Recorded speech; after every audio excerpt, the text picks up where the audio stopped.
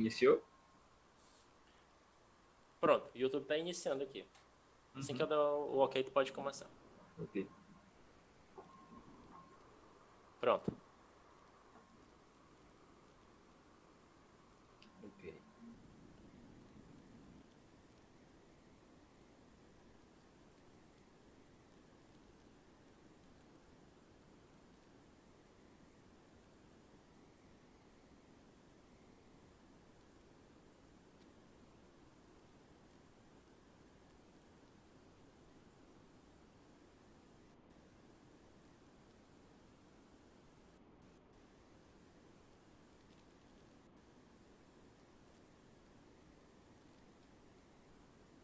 Pelo que eu vi que ainda saiu o comecinho da nossa a gente falando aqui se já tava pronto, se já tinha iniciado a transmissão. Pessoal, vocês que estão assistindo pelo YouTube, vocês conseguem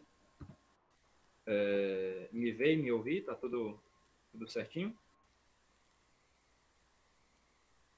Está tendo um delay danado hoje, viu?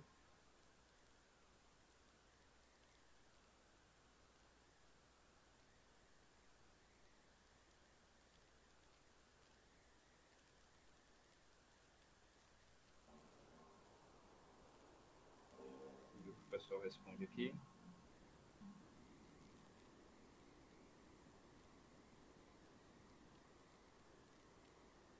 Bom, então vamos começar, né?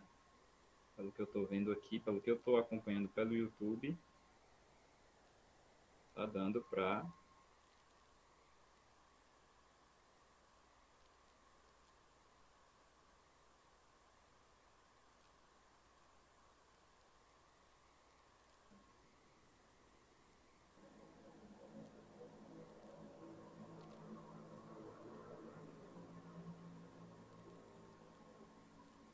o pessoal está dizendo que consegue me ver, consegue me ouvir, mas não consegue me ver. Tá sem imagem. Por quê?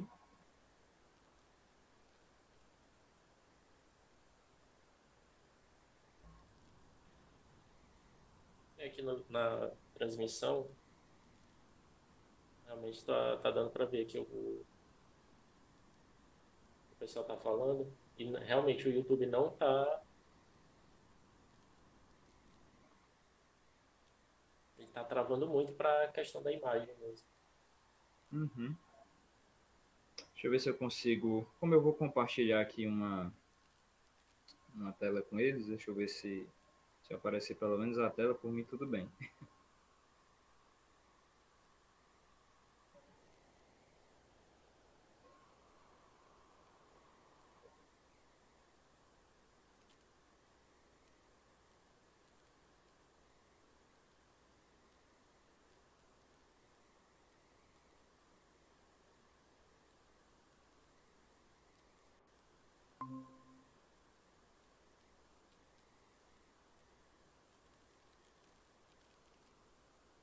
Vamos guardar esse delay danado. Vamos ver se a tela aparece aí. Tu consegue ver a tela, né, Ted, no Meet? Sim, consigo. Vamos ver se pelo YouTube vai aparecer.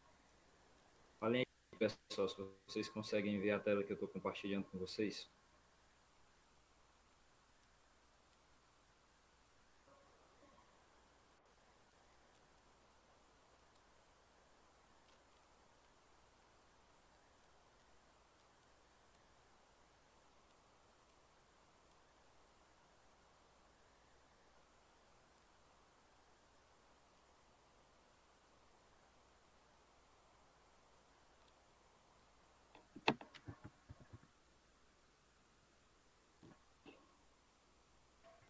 Conseguem ver a tela que está sendo compartilhada?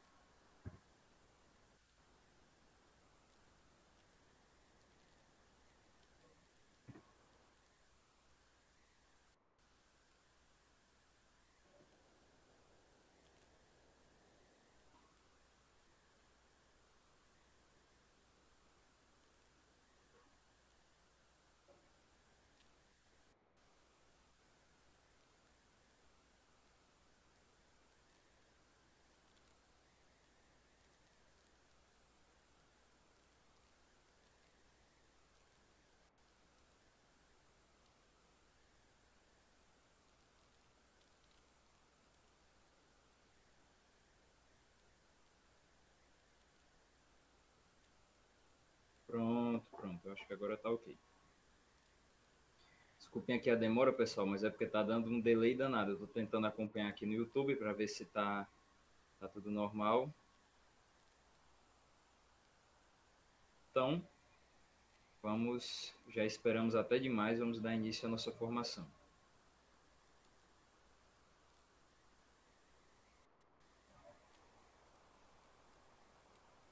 Bom, primeiro, antes de tudo, boa noite, tá?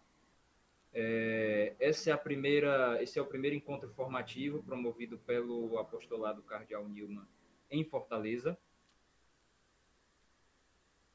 Essa primeira série de formações que serão mensais, tá? Uma por mês,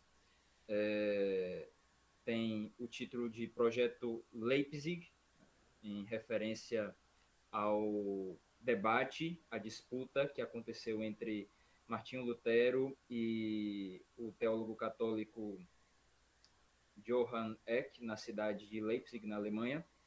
E a nossa ideia é abordar os principais temas controversos entre católicos e protestantes.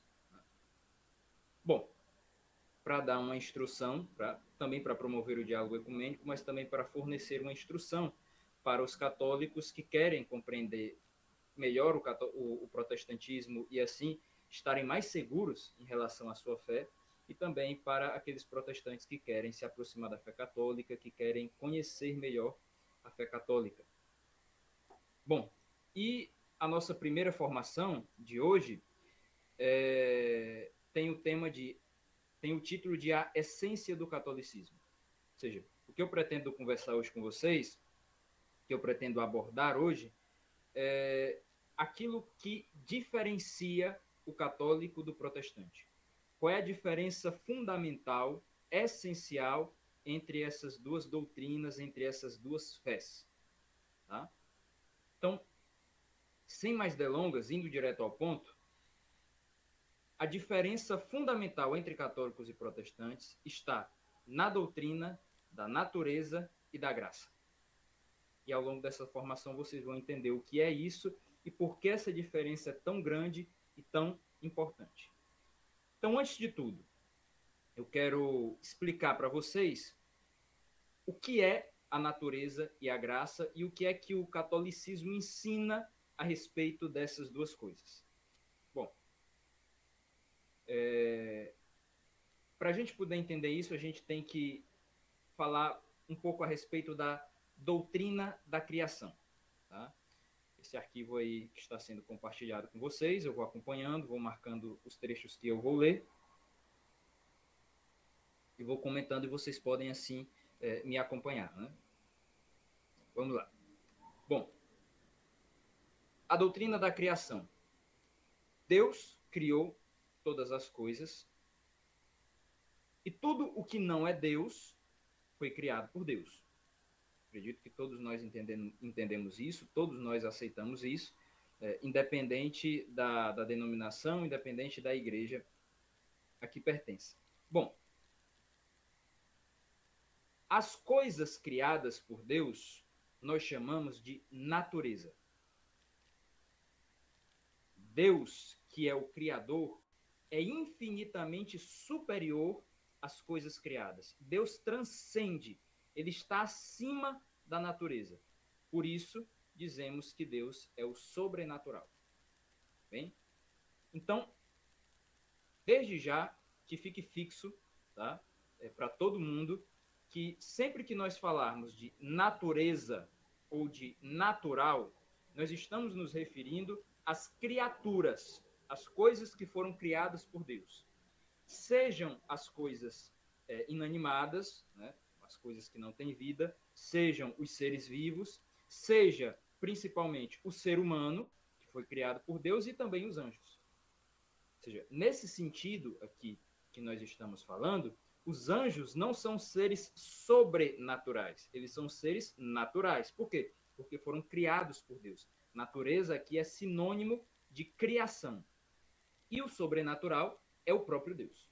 É aquilo que está acima da criação, acima da natureza, que está além, que a transcende.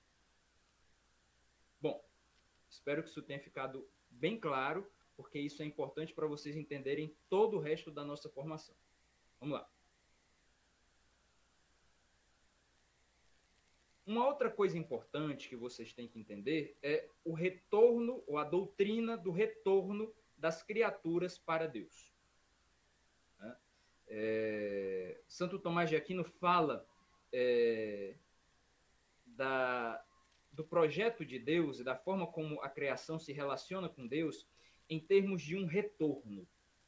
Ou seja, a criação retorna para Deus. É como se ela saísse de Deus e retornasse para Deus. Em que sentido?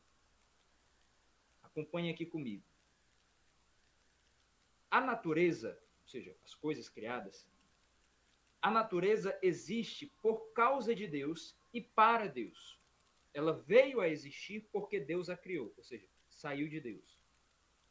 E a finalidade da sua existência é a glória de Deus, ou seja, a finalidade para a qual ela existe é o próprio Deus. Então, nesse sentido é que nós podemos dizer, analogamente, que as coisas saem de Deus e retornam para Deus. Nós estamos querendo dizer isso, que as coisas elas existem por causa de Deus, porque Deus as criou, e a finalidade da sua existência é glorificarem a Deus. Mas então a gente pode se perguntar, como as coisas criadas glorificam a Deus? De um modo geral, só de existirem, as criaturas já glorificam a Deus. Como diz o Salmo, né? Os céus proclamam a glória de Deus, o firmamento, as obras de suas mãos.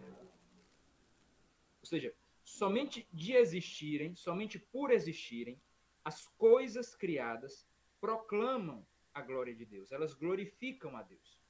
Elas glorificam aquele que as criou.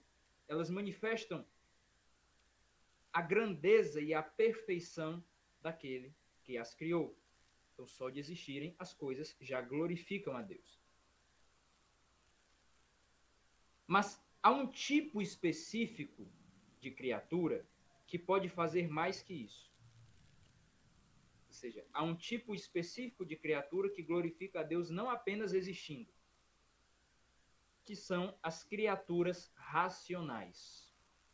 Quem são as criaturas racionais? Basicamente, os anjos e o ser humano.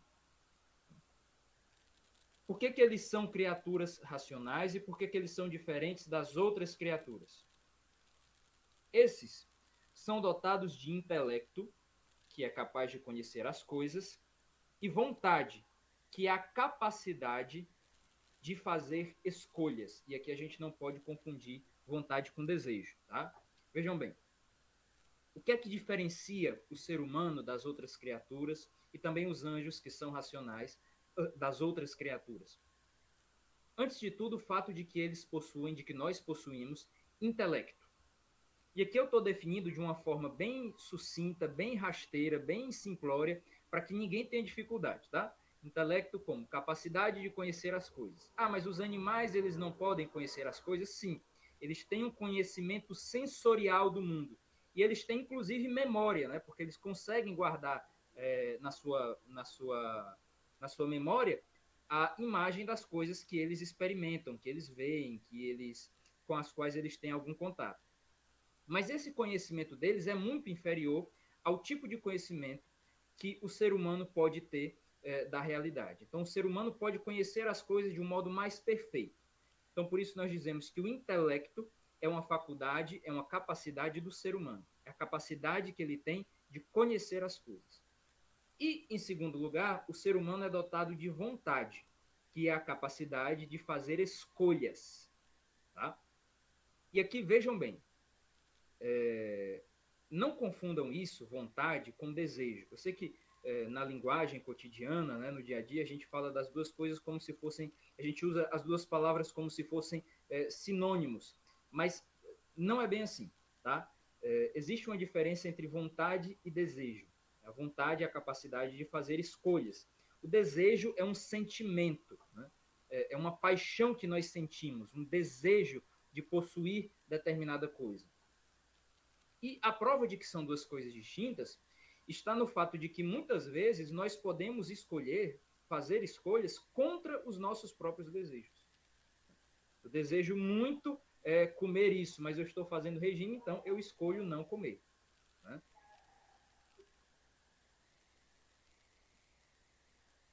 Bom,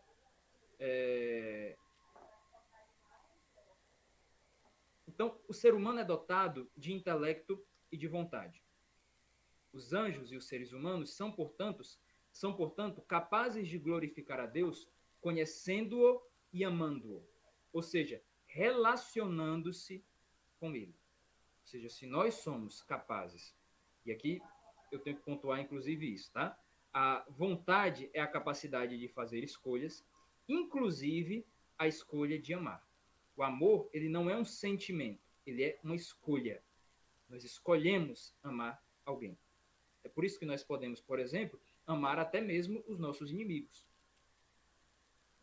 Amar, muitas vezes, contra aquilo que nós sentimos em relação a eles. Bom, então, como os anjos e os seres humanos são dotados de intelecto e de vontade, eles são capazes de glorificar a Deus conhecendo-o e amando-o, ou seja, relacionando-se com ele. Quando nós conhecemos a Deus e quando nós amamos a Deus, nós nos relacionamos com ele. E nós temos essa capacidade natural de conhecer e de amar a Deus. Bom, o intelecto e a vontade são, no ser humano, a imagem de Deus, porque Deus também possui intelecto e vontade. Por termos essa imagem é que podemos nos relacionar pessoalmente com Deus. Ou seja, Deus também possui intelecto, porque ele também conhece as coisas, ele também conhece a realidade, mas o conhecimento de Deus é perfeitíssimo, é infinitamente superior ao nosso. E Deus também possui uma vontade, a vontade divina. E tanto é que ele nos ama, e ele ama a sua criação. Então, por nós termos, assim como Deus, intelecto e vontade, nós temos a imagem de Deus, ou seja, nós somos semelhantes a ele. E por conta disso, nós somos capazes de nos relacionar com Deus. Então, eu acho que até aqui ficou bem claro, né? Ou seja, o ser humano... Lucas, só te atrapalhando um pouquinho. O pessoal no YouTube tá falando que a imagem tá ótima, mas o som tá um pouco baixo. Então tu pode só aproximar o microfone. Uhum. Então tá ótimo. Agora vai dar certo. Bom, então vamos continuar. Então, eu espero que isso tenha ficado muito claro. Ou seja, Deus é o sobrenatural, a natureza são as coisas criadas por Deus. E essas coisas criadas por Deus, ou seja, a natureza, ela tem a finalidade, o objetivo de glorificar a Deus. As coisas, de um modo geral, glorificam a Deus só por existirem. E o ser humano, assim como os anjos, podem glorificar a Deus por meio da sua inteligência, conhecendo a Deus, e por meio da sua vontade, amando a Deus. E essa é uma capacidade natural do ser humano, conhecer e amar a Deus. Então agora nós vamos passar para um próximo tópico, que é a elevação da natureza pela graça.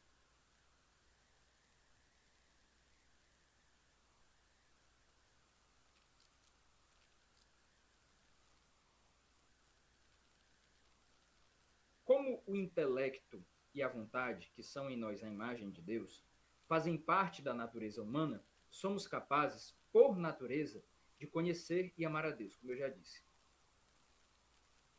Mas essa capacidade é limitada.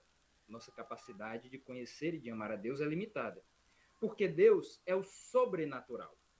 Ou seja, como eu já falei no início, ele transcende infinitamente a natureza, incluindo a natureza humana. Por causa disso, nossa mente não é capaz de conhecer a Deus perfeitamente. E nossa vontade não é capaz de amar a Deus adequadamente. Ou seja, Deus é objeto do nosso conhecimento e do nosso amor. Mas Deus é infinito. Deus, ele transcende, ele está infinitamente acima da nossa natureza. Então nós não podemos conhecer e amar a Deus adequadamente. e aqui eu vou pedir que vocês prestem bastante atenção e acompanhem o raciocínio. Só o que é infinito e perfeito pode conhecer e amar adequadamente algo infinito e perfeito. Vou repetir de novo para vocês acompanharem o raciocínio. Só o que é infinito e perfeito pode conhecer e amar adequadamente algo infinito e perfeito. Ora, a única coisa infinita e perfeita é Deus. Então, só Deus pode conhecer e amar a si mesmo adequadamente. O ser humano não pode. Pela sua própria natureza, o ser humano não pode. Porque a sua natureza é finita, é limitada e Deus não é.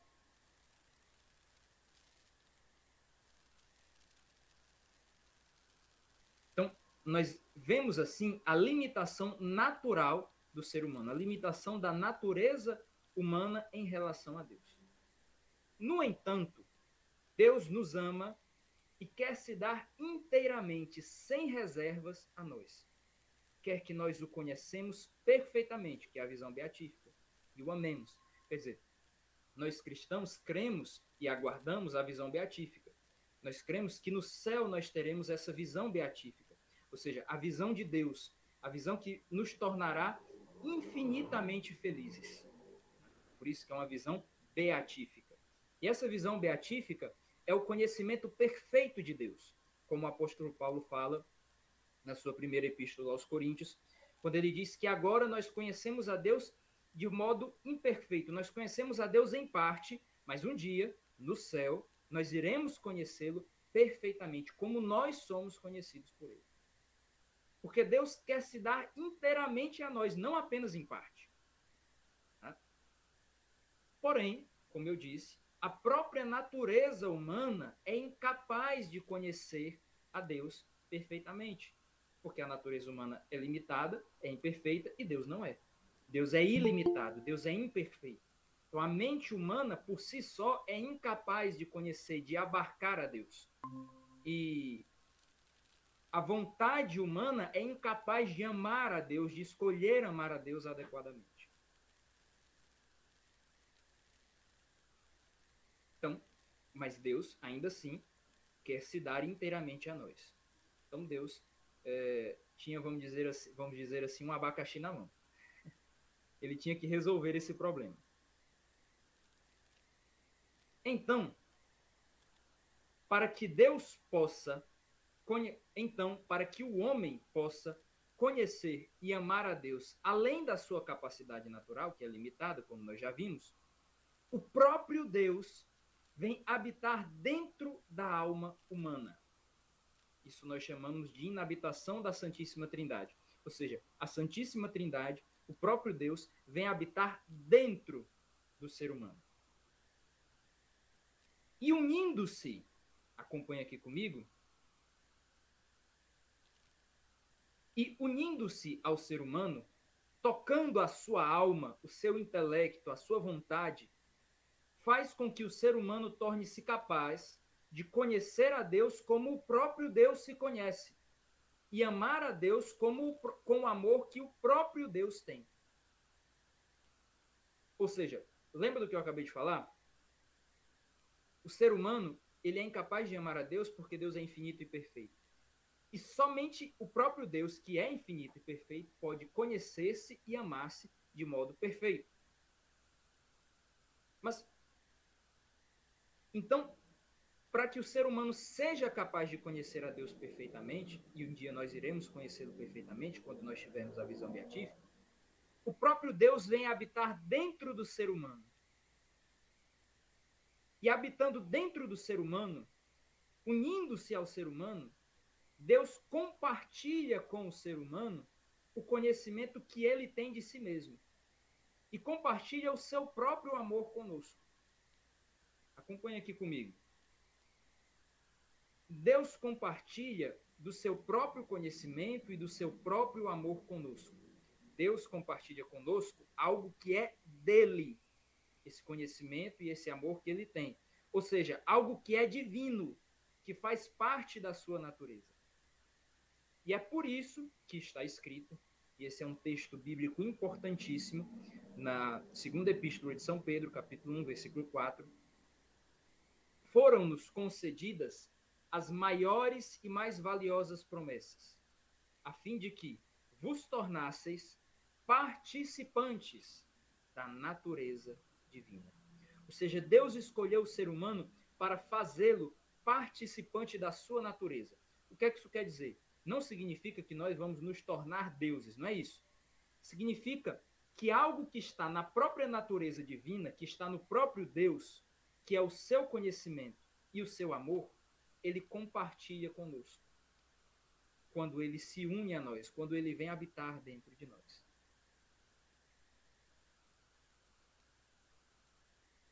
Pela união com o próprio Deus, a natureza humana é elevada acima de sua própria capacidade. Ou seja, o homem tem uma capacidade limitada de conhecer e de amar a Deus. Mas quando Deus vem habitar dentro do homem e se une ao homem, Deus eleva essa capacidade humana, de modo que o homem pode conhecer e amar perfeitamente a Deus. Então, Deus, unindo-se ao homem, eleva a capacidade natural, eleva a natureza do homem. Essa elevação nós chamamos de graça santificante. Ou seja, quando o homem, Deus vem habitar dentro do homem e eleva a sua natureza, nós chamamos isso de graça santificante. Santificante porque nos santifica, nos separa para um fim sobrenatural, ou seja, que está além das nossas próprias forças, da nossa própria natureza, que é um relacionamento íntimo e pleno, perfeito com o próprio Deus. E nós chamamos isso também de graça, porque o ser humano não pode merecer essa elevação da sua natureza. Porque essa elevação da natureza humana é a união com o próprio Deus. Então, se o ser humano pudesse merecer isso, ele teria que merecer o próprio Deus. Isso é impossível. Porque o ser humano, como nós já dissemos, é finito, é limitado, é imperfeito, e Deus não é. Então, Deus ele tem um valor infinito, enquanto o ser humano tem um valor finito. E as obras humanas, as ações humanas, tudo aquilo que nós fazemos tem um valor finito. Então, nada que nós fazemos pode merecer o próprio Deus, pode merecer a união com Deus. Então, essa união com Deus, que eleva a nossa natureza, é uma graça. Ou seja, é um dom gratuito, é um presente que Deus nos dá gratuitamente, sem nós termos feito nada para merecer isso. Bem?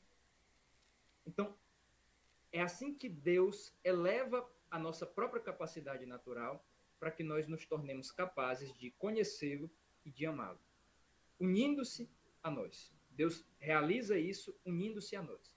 E essa união de Deus conosco nós chamamos de graça santificante. Bem? Então, a graça divina, e eu coloquei aqui num quadro para ficar bem claro, a graça divina começa a atuar em nós já nesta vida.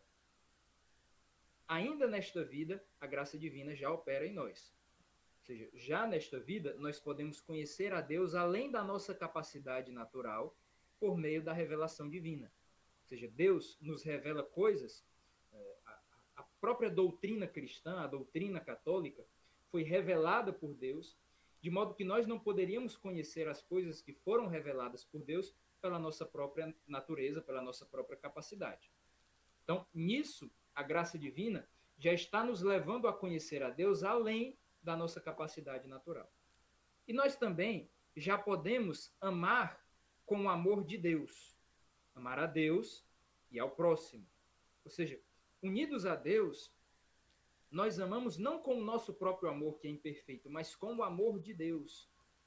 Deus ama por meio de nós. Então, nós amamos a Deus e amamos ao próximo com um amor que não vem de nós mesmos, mas do próprio Deus.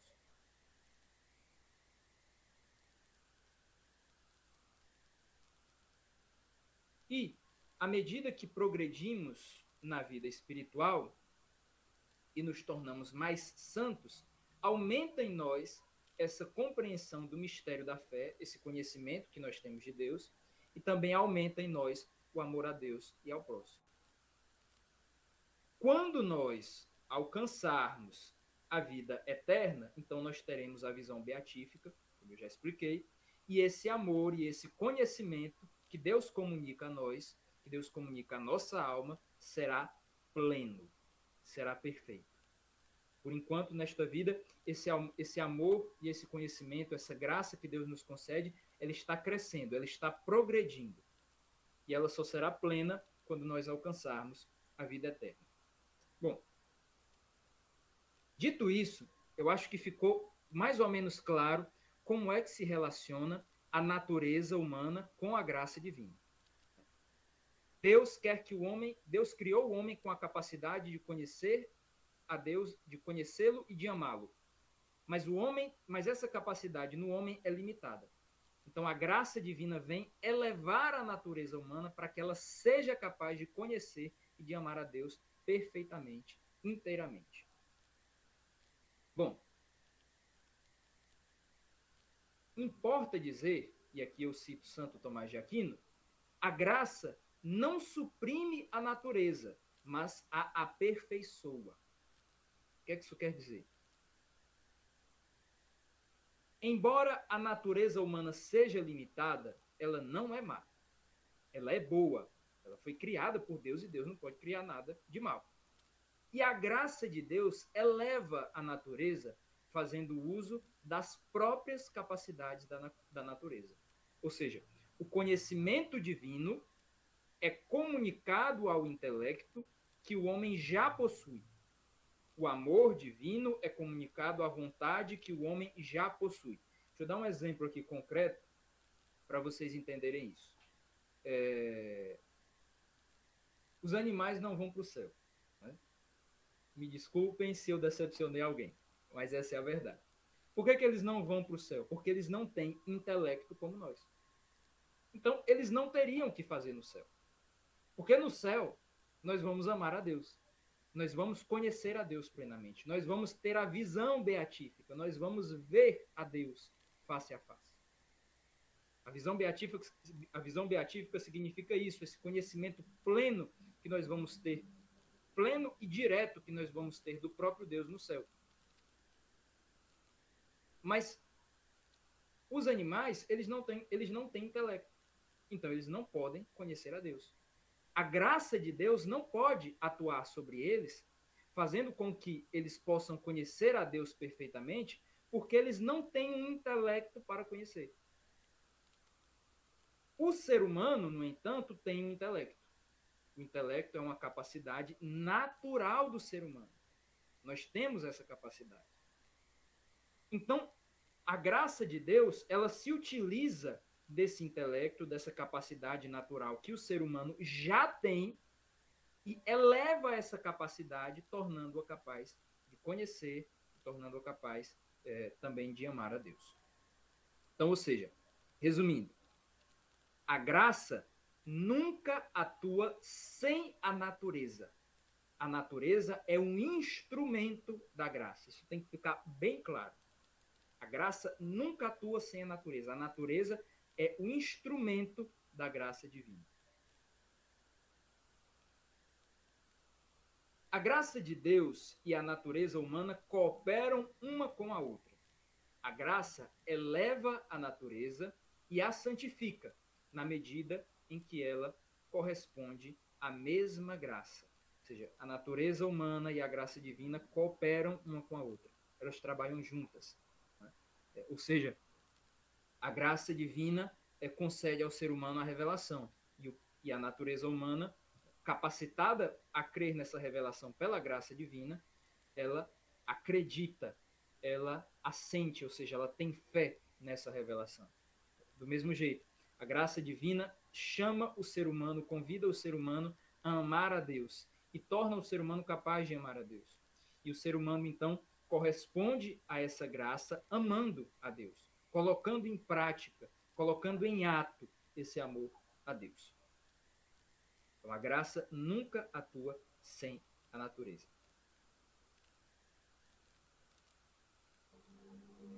Pois bem, então eu acho que até aqui ficou perfeito, né? Se alguém tiver alguma dúvida, pode aproveitar esse momento para perguntar, tá bem? Porque essa primeira parte aqui é essencial para vocês entenderem aonde eu estou querendo chegar, tá? Então fiquem à vontade. O problema de fazer perguntas agora é porque tem esse delay, né?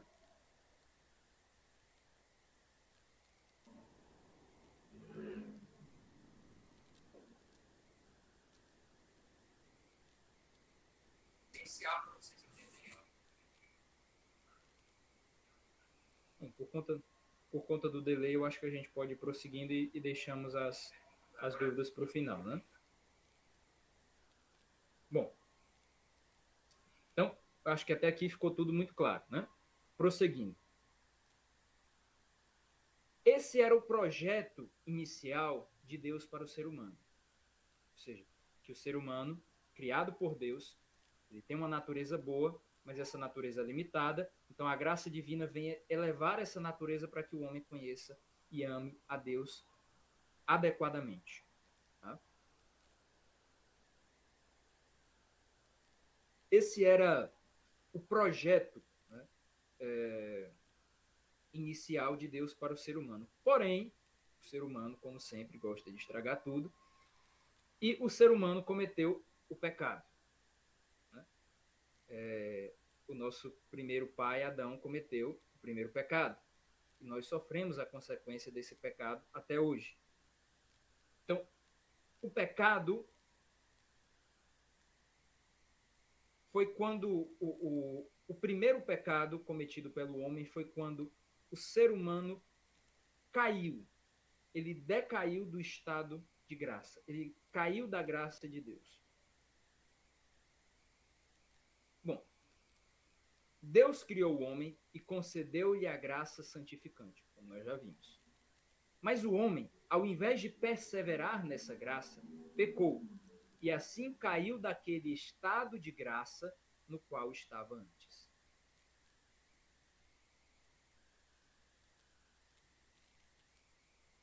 A maior consequência do pecado é a perca da graça divina. A natureza humana, que já estava sendo elevada pela graça antes do pecado, perdeu essa graça. Além de privar o homem da graça,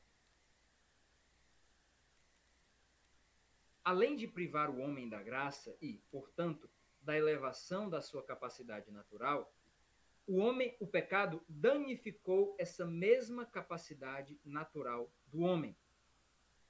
Ou seja, danificou seu intelecto e sua vontade por meio da concupiscência, que é o desejo desordenado pelo pecado. Por causa desse desejo, o homem tem uma dificuldade de conhecer e crer na verdade de Deus. Também o seu livre-arbítrio foi danificado e o homem tem uma enorme dificuldade de recusar o pecado e escolher amar a Deus. Ou seja, quais são as consequências do pecado? São basicamente duas. A primeira é que a graça de Deus que o homem já possuía, essa graça que já estava elevando a natureza humana, ela foi perdida. E o segundo efeito é que não só a graça foi perdida, não só a natureza humana perdeu o acesso à graça divina, como a própria natureza humana foi afetada pelo pecado. Ela foi danificada.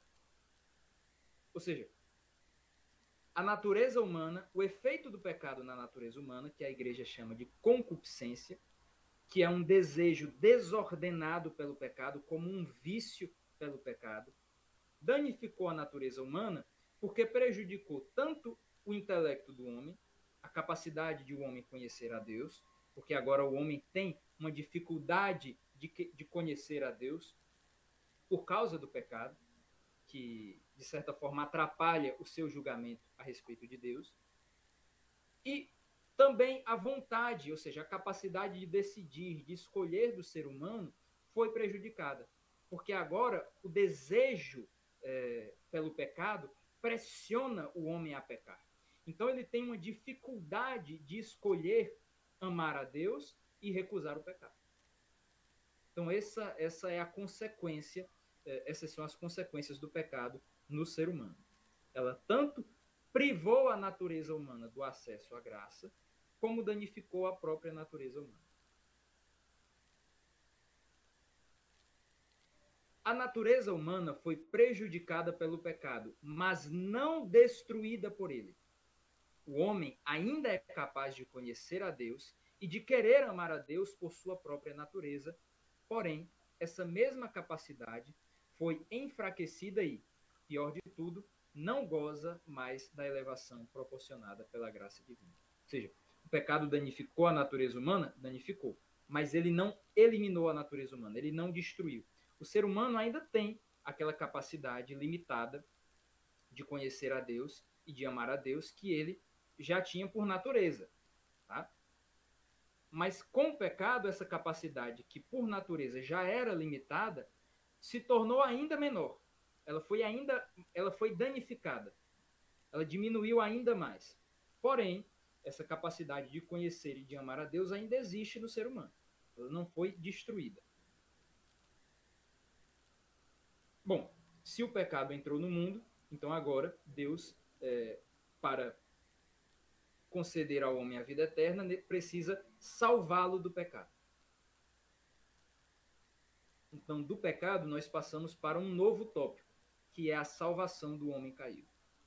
Bom, depois da queda, para salvar o homem, a graça de Deus deve não apenas elevar a capacidade humana, como já fazia antes, mas também sanar os danos causados pelo pecado. Como é que a graça de Deus sana, né, salva o homem do pecado? Primeiro, perdoando os pecados do homem. E segundo, ela não elimina aquela concupiscência, que é o efeito do pecado na natureza humana, mas dá à natureza humana a força para vencer essa concupiscência, para lutar contra ela. Uma vez redimido, o homem volta a receber a graça santificante e a sua natureza, mais uma vez, é elevada por essa graça. Mas ainda terá que lutar contra o pecado na medida em que essa graça o santifica cada vez mais. Nesse processo, a graça de Deus, como sempre, coopera com a natureza humana. À medida que o homem corresponde à graça divina, ela o salva do pecado e o santifica, eleva a sua natureza. Ou seja, mais uma vez, a graça não atua sem a natureza. Pelo contrário, ela eleva a natureza humana. Ela santifica, ela usa a natureza humana como um instrumento. A natureza e a graça cooperam uma com a outra. Mas aqui, e eu quero abrir um parêntese, tá? Muitos, quando nós dizemos isso, né, que a natureza coopera com a graça divina, muitos protestantes acusam os católicos de serem semi-pelagianos. Né? E o que é esse semi-pelagianismo? Bom, existiu no século V, né, da era cristã, no início ali da igreja, na antiguidade, um herege chamado Pelágio. Pelágio afirmou que a natureza humana não precisa da graça divina para alcançar a vida eterna, para alcançar a salvação. Então, Pelágio foi combatido por Santo Agostinho e foi condenado pela igreja. Depois de Pelágio, apareceram alguns pelagianos moderados, que ficaram conhecidos como semi-pelagianos, que defendiam que sim, tudo bem, a natureza humana precisa da graça divina, mas a natureza humana é quem toma a iniciativa. É ela que, sem a graça divina, começa a buscar a Deus. E aí, a graça divina, em resposta à natureza humana, vem e a ajuda nesse processo de santificação, no qual ela alcança a salvação. Isso é o semipelagianismo, é a ideia de que a graça coopera com a natureza, mas quem toma a iniciativa é a natureza. A graça apenas corresponde à natureza humana. E isso é também uma heresia que a Igreja Católica condenou. Portanto, nós católicos não somos semipelagianos. Bem, nós cremos que é a graça divina quem toma a iniciativa, não a natureza humana. É a graça divina que vem, que convida o homem, que chama o homem para a conversão. É a graça divina que capacita o homem a responder a esse chamado. Então o homem é quem corresponde, a natureza humana então é quem tem que corresponder a essa graça divina. Então a iniciativa é da graça divina. Por isso, não caio nessa história de que a Igreja Católica é semipelagiana, tá? Embora muitos protestantes façam essa acusação. Bom,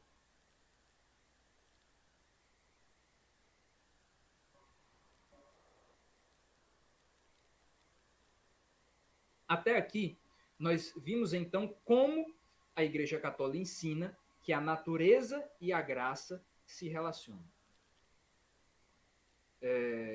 Mas agora nós vamos para a segunda parte, que é a parte polêmica, né? E já estamos caminhando para o final, para a parte polêmica da nossa formação, que é aquilo que os protestantes ensinam a respeito da graça, da natureza e da graça.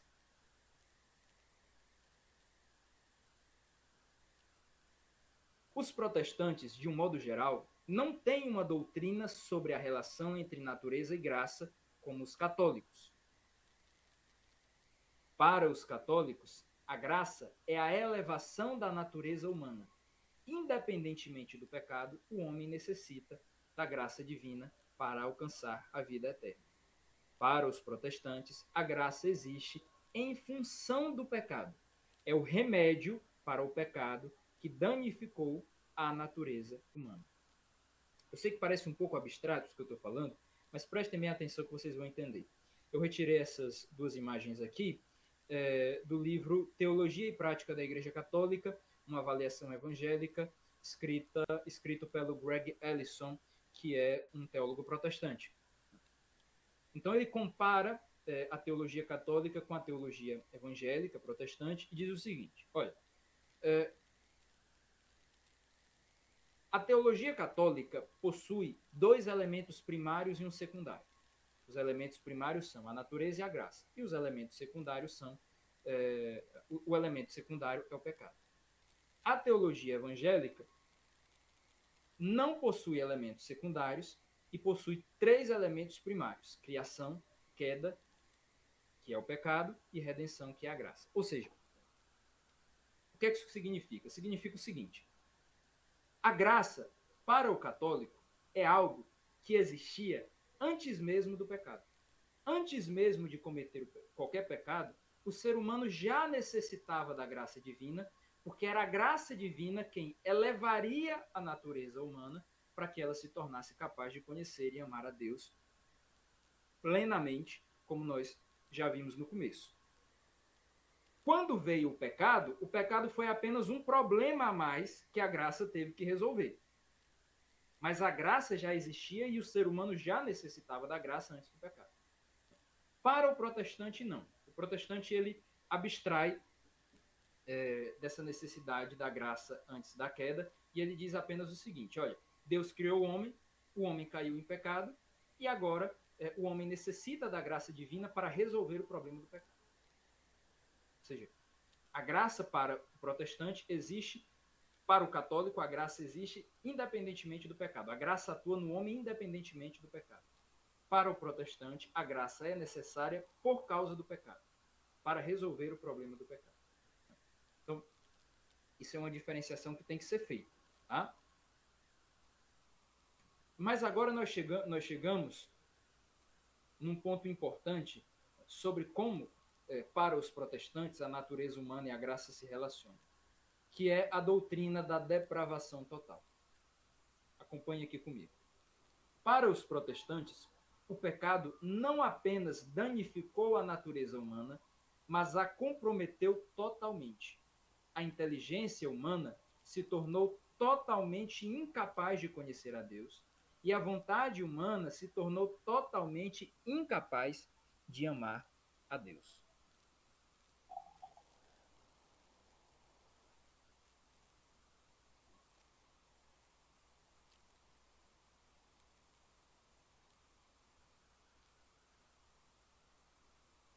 beber aqui um pouco de água, porque a garganta tem horas que pede, né? Bom, para os protestantes, o pecado não apenas danificou a natureza humana. Ou seja, para nós católicos, o pecado danificou a natureza humana, mas ele não destruiu a inteligência humana, a capacidade que o homem tem de conhecer a Deus, e nem destruiu o livre-arbítrio do homem, a capacidade que o homem tem de escolher Deus, de querer amar a Deus. Mas para os protestantes foi o contrário. O pecado destruiu completamente, ele comprometeu, ele corrompeu, ele depravou totalmente o ser humano. De modo que a inteligência humana não é mais capaz de conhecer a Deus. E a vontade humana não é mais capaz de amar a Deus. A consequência disso é que a graça para salvar o homem não pode cooperar com a natureza do próprio homem, porque não há mais nada de bom nessa natureza. Portanto, a graça não coopera com a natureza, não usa a natureza como um instrumento. A graça atua sozinha para salvar o homem.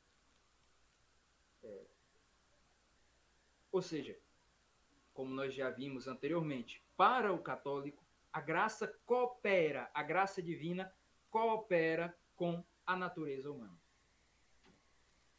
Para o protestante, a graça divina não coopera com a natureza humana, ela atua sozinha no ser humano, porque não há nada de bom no ser humano, por causa do pecado, não há nada de bom no ser humano que possa contribuir, que possa cooperar com a graça divina. Portanto, os protestantes creem no sola gratia, ou seja, somente a graça. A graça somente salva o homem. A graça sozinha salva o homem, sem que o homem possa fazer nada para a sua salvação.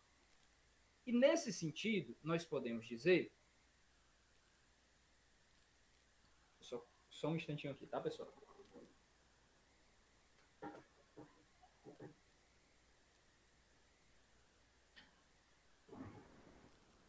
Bom, nesse sentido, nós podemos dizer que o catolicismo é sinergista, porque crê que a graça coopera com a natureza. Ou seja, sinergismo, você tem duas partes em sinergia, cooperando entre si, interagindo uma com a outra. E o protestantismo é monergista, porque crê que a graça atua sozinha, sem poder cooperar com a natureza humana. E aqui eu peço que vocês me acompanhem, porque eu faço um pequeno ponto, eu levanto uma pequena nota histórica que é importante para nós não nos confundirmos. Os reformadores do século XVI eram, via de regra, monergistas.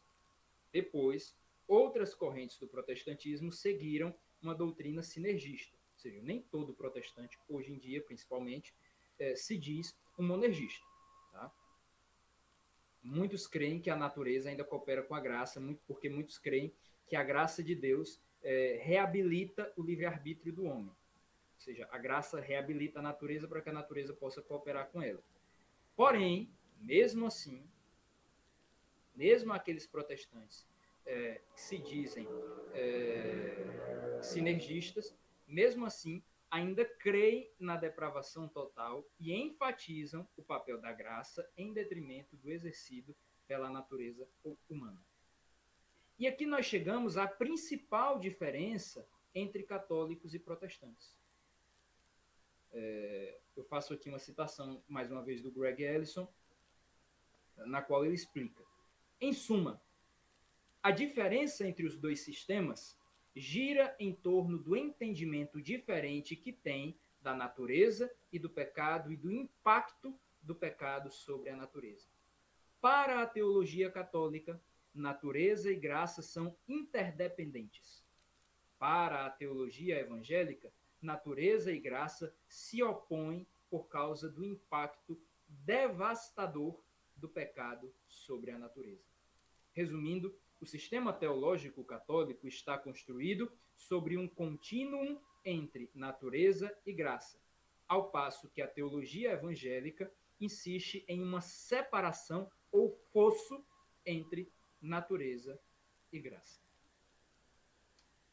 E aqui eu explico sucintamente para vocês poderem entender. Os católicos veem a natureza criada por Deus como boa e, apesar de danificada pelo pecado, ainda pode ser curada e elevada pela graça de Deus.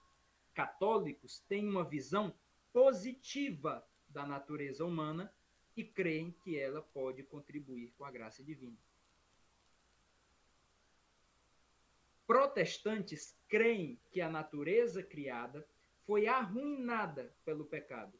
Portanto, em nada ou em quase nada pode contribuir com a graça de Deus. A graça somente pode salvar o homem. Protestantes têm uma visão negativa da natureza humana. Ou seja, prestem minha atenção e entendam bem isso. Né? A maior diferença entre católicos e protestantes não é tanto uma diferença doutrinária. Não são tanto as doutrinas que um e outro defendem, não. Mas a principal diferença é uma tendência, é uma ênfase. O protestante, tanto os que são monergistas como os que não são, tendem a ver a natureza humana com uma visão negativa. Porque a natureza foi comprometida, ela foi corrompida pelo pecado, ela é totalmente depravada. Já os católicos tendem a ver a natureza humana com uma visão, com um olhar positivo. A natureza humana até foi afetada pelo pecado, mas ela ainda pode ser curada desse dano que o pecado lhe causou, e ela pode ser elevada pela graça divina. E a graça divina nunca atua sem a natureza humana, porque a graça divina é a elevação da natureza. Então, essa é a principal diferença entre católicos e protestantes. E aqui eu cito, mais uma vez, o Greg Ellison, numa citação que ele faz de um outro autor, no qual ele diz: talvez seja o único tópico teológico em que o pensamento católico e o protestante tenham seguido por caminhos diferentes, como embarcações que se deslocam à noite, sem nenhuma noção de problemas comuns e de referências de julgamento. Ou seja, o que ele está querendo dizer aqui? É curioso, né? Alguém dizer que o único tópico teológico em que o pensamento católico e protestante tenham seguido por caminhos diferentes seja esse. Porque nós sabemos que existem muitas diferenças entre católicos e protestantes. Mas é porque essa é a diferença mais fundamental. A forma como o católico e o protestante entendem a relação entre a natureza e a graça. Essas duas formas de compreender essa relação são como dois pontos de referência completamente diferentes. De modo que, se você não entende o que o outro pensa a respeito disso, você não vai entender mais nada do que ele pensa. Você não vai conseguir dialogar. A nossa dificuldade de dialogar com os protestantes, a dificuldade dos protestantes de dialogar conosco, se deve, sobretudo, a isso. Porque quando o católico defende a intercessão dos santos, quando o católico defende a santidade da igreja, quando o católico defende a capacidade da razão humana de conhecer a Deus, enfim, uma série de coisas, o protestante fica: cara, você está adorando a natureza humana. Você está dando a glória que deveria dar somente a Deus ao ser humano. Porque a natureza humana foi totalmente comprometida. E o católico também não consegue entender o que o protestante está falando, porque ele parte de um ponto de referência completamente diferente. A diferença fundamental entre os dois é essa. Para o católico, a natureza humana pode contribuir com a graça divina. A natureza humana e a graça divina atuam juntas. E a natureza é um instrumento indispensável da graça divina. Deus sempre atua fazendo uso da natureza criada, e principalmente da natureza humana. Já para o protestante, Deus ou não pode usar absolutamente nada da natureza, porque a natureza foi comprometida pelo pecado, ou não encontra quase nada na natureza que ele possa utilizar como instrumento da sua graça. Bom, e aqui vocês podem me acompanhar. Né? As principais diferenças entre católicos e protestantes fundamentam-se nesse ponto, ou seja, nessa compreensão diferente sobre a natureza e a graça. Como as seguintes, e aqui eu vou dar alguns exemplos de como essa compreensão diferente que católicos e protestantes têm afetam, né, e gera as outras diferenças que existem entre nós. Primeiro de tudo, o conhecimento de Deus.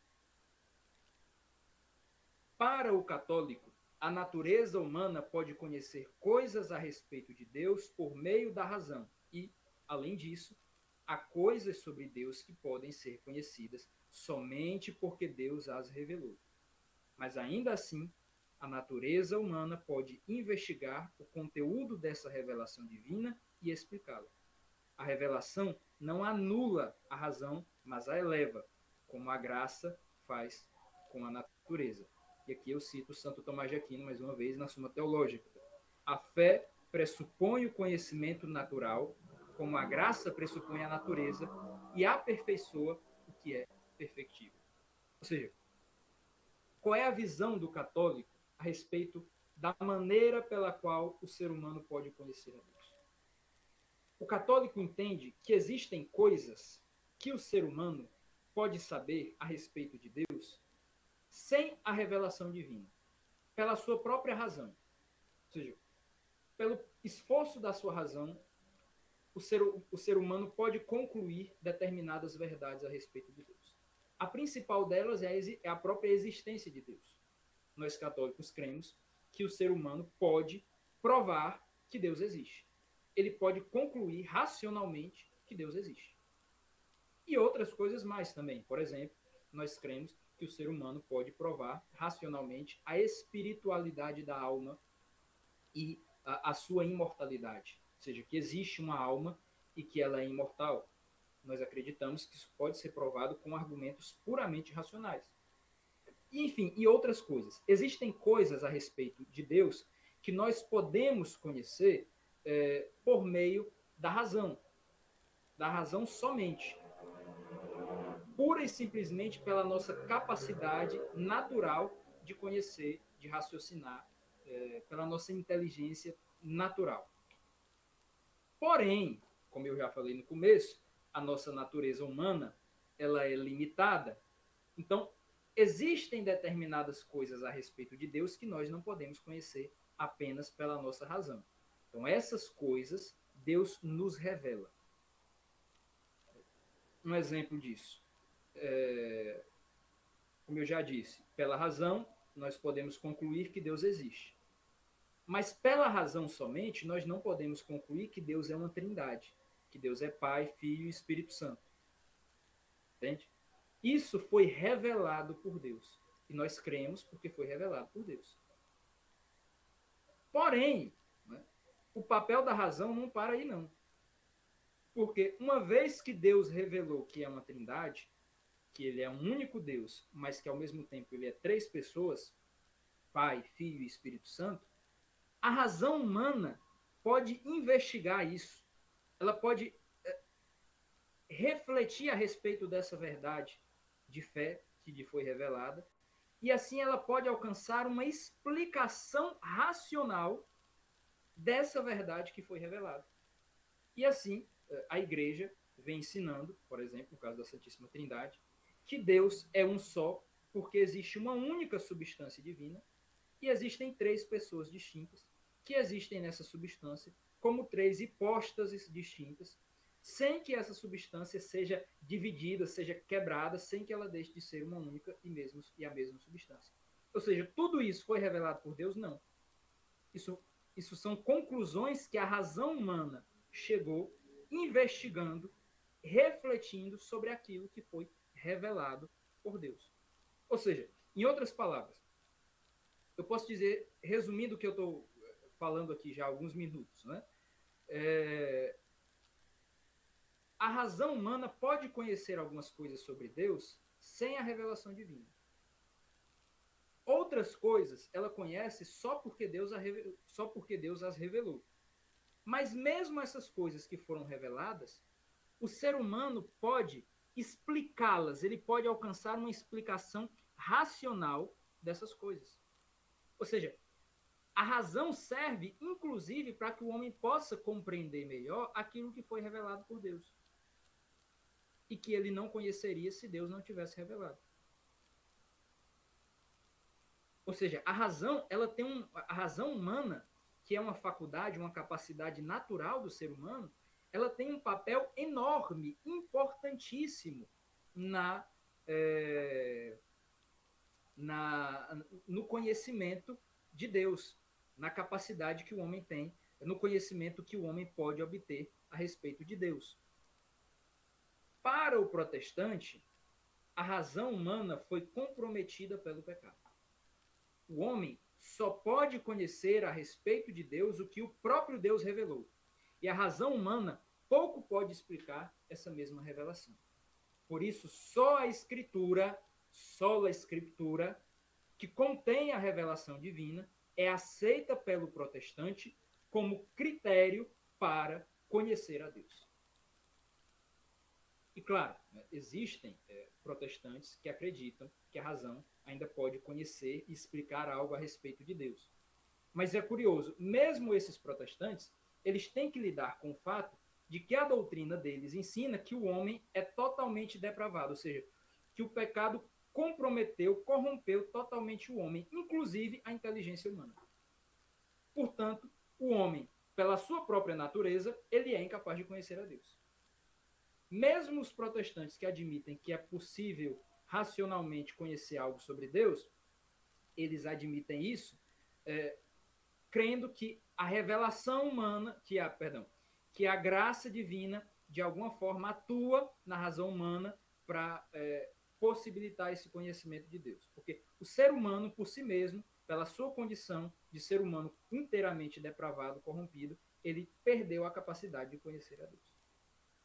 Então, no final das contas, os protestantes enfatizam, sobretudo, a revelação divina, unicamente a Sagrada Escritura, que para eles é o único lugar onde está contida a revelação, e ou anulam completamente a razão humana, como alguns teólogos protestantes fizeram, por exemplo, o mais famoso deles, Calbart, que disse que a razão humana não pode conhecer nada a respeito de Deus por si mesma, o homem só pode conhecer de Deus o que o próprio Deus revelou. Então, alguns protestantes anulam completamente a razão e outros, apesar de não anularem o papel da razão, diminuem ao máximo o papel dela. Tanto é que, se você comparar o papel que a razão tem no conhecimento de Deus para o católico e o papel que ela tem no conhecimento de Deus para o protestante, você vai ver que existe um abismo de distância, de diferença entre um e outro. Um outro exemplo, a moral. O católico encontra os imperativos morais que seguem em duas fontes: nos mandamentos revelados por Deus e na lei natural, que pode ser conhecida por meio da razão humana. Ou seja, nós católicos obedecemos os mandamentos que foram revelados por Deus e também obedecemos a lei natural. Ou seja, aquilo que nós podemos concluir como certo e errado por meio da razão humana, da razão natural.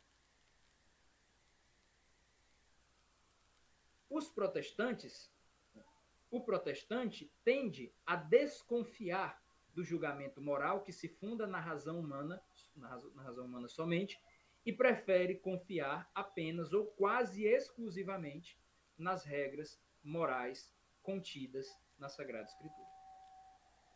Agora vamos prosseguindo. Agora vai ficar mais polêmico, né? Os sacramentos. Para o católico, a graça utiliza a natureza como um instrumento.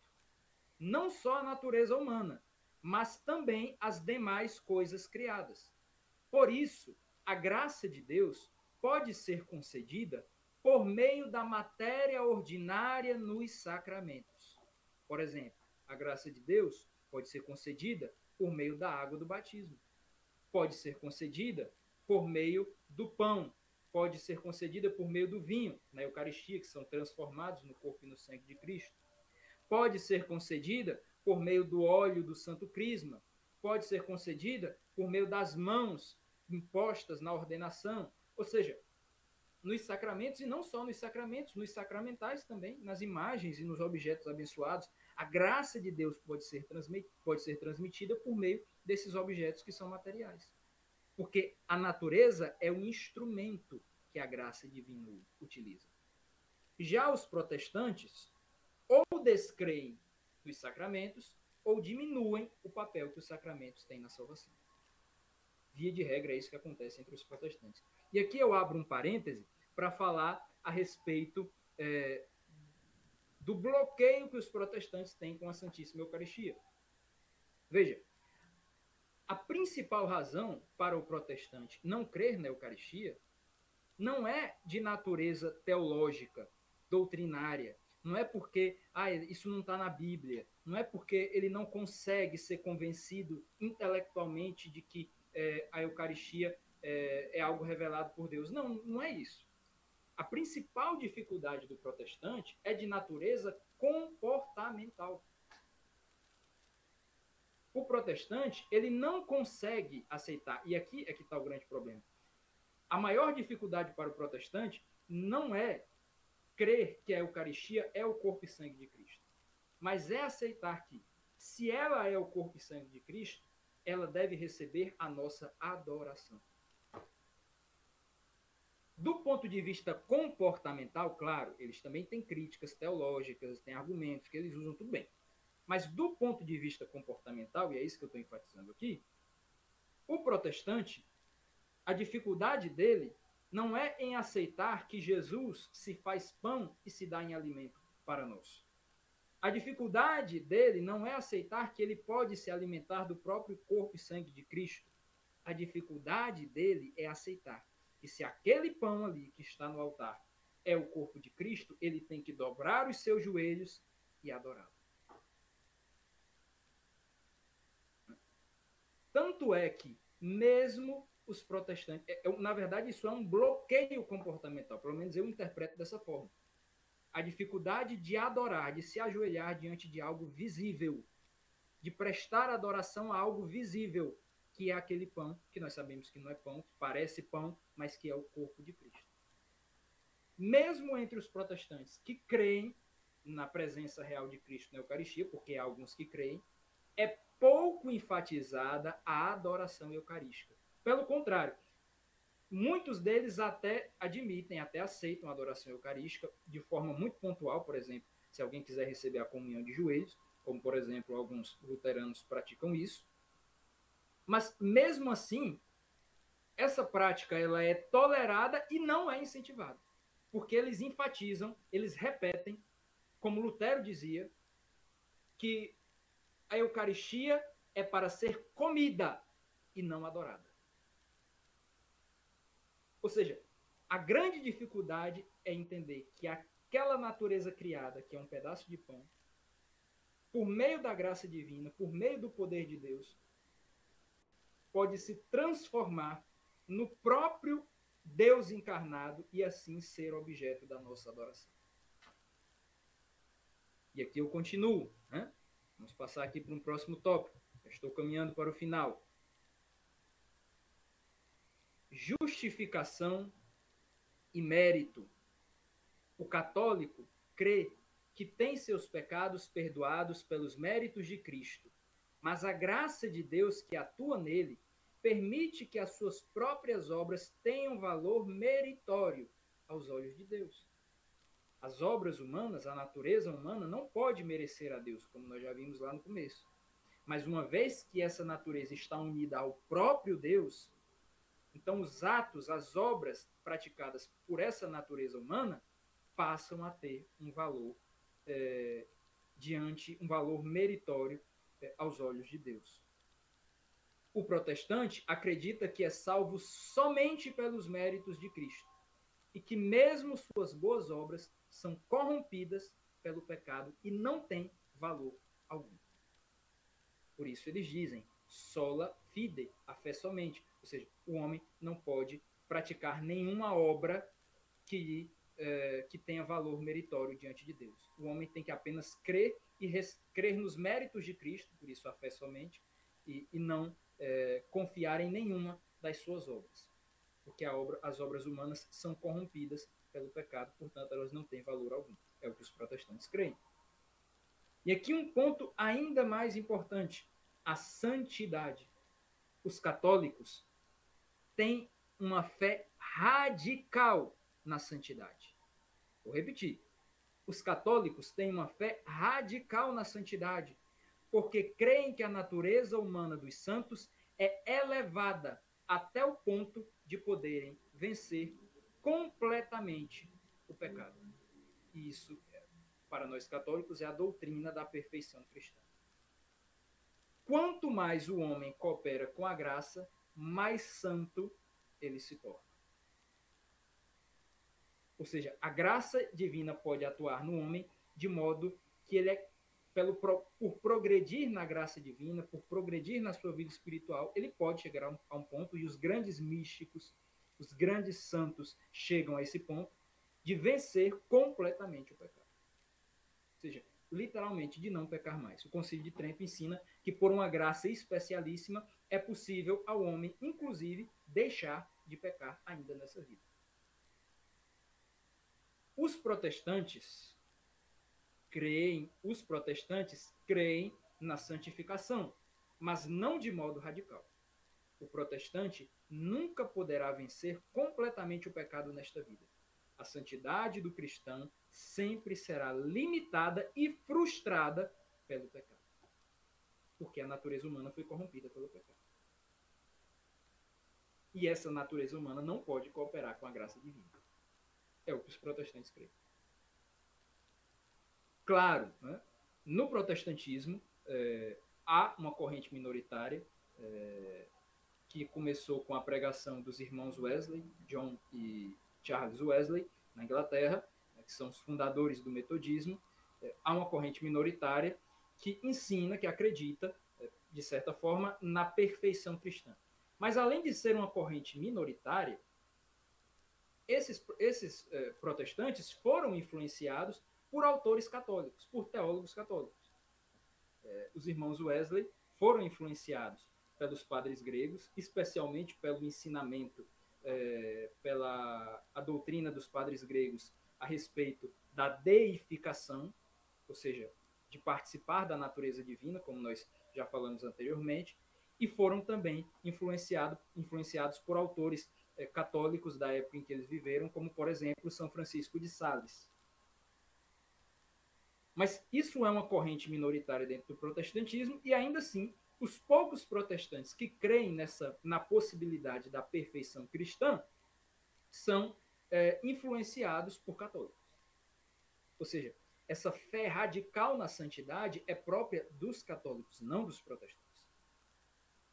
E a consequência disso é que, para o católico, o santo participa da natureza divina já nesta vida, e ainda mais depois da morte. Por isso, o santo é objeto de veneração. Nós não adoramos o santo, mas o próprio Deus, que se manifesta na natureza humana daquele santo. Porque a graça, ela se manifesta na natureza, ela usa a natureza como seu instrumento. Para o protestante, o santo é apenas um pecador que foi perdoado, mesmo que não possa vencer o pecado. Ele é objeto de admiração e pode ser tomado como um exemplo, mas não pode ser venerado porque, ainda nesta vida, a sua natureza humana não participa da natureza divina. Pelo contrário, permanece contaminada pelo pecado. E aqui eu já chego ao final da nossa formação, ao nosso último tópico. Já falei até demais, mas nós começamos um pouco atrasados, né? Por causa das dificuldades do YouTube. E eu chego ao último ponto, que é o seguinte. Até aqui eu expliquei a diferença entre católicos e protestantes. Ou seja, a principal diferença, que é o fato de que os católicos creem que a graça divina se manifesta na natureza humana e eleva a natureza humana. E os protestantes já creem que a graça ela atua sozinha, sem se utilizar da natureza humana, porque a natureza humana foi inteiramente corrompida pelo pecado. Bom, eu expliquei a diferença, mas não argumentei a favor ou contra. Nem argumentei pontualmente em alguns momentos, mas de um modo geral, até aqui o meu discurso foi totalmente expositivo, ou quase totalmente expositivo. Eu apenas expliquei o que é que um acredita e no que é que o outro acredita. Agora, eu vou argumentar a favor da doutrina católica. E a maior prova de que a doutrina católica sobre a natureza e a graça está correta, e não a protestante, é a encarnação de Cristo. Acompanhe comigo. A graça se une à natureza criada para elevá-la, como nós falamos até aqui. A maior obra da graça divina foi a encarnação de Cristo, porque nela Deus se uniu de tal maneira à natureza humana que se fez homem. Ou seja, prestem bem atenção aqui. Na encarnação, o próprio Deus se fez homem. O próprio Criador se fez criatura. Ele assumiu uma natureza humana criada.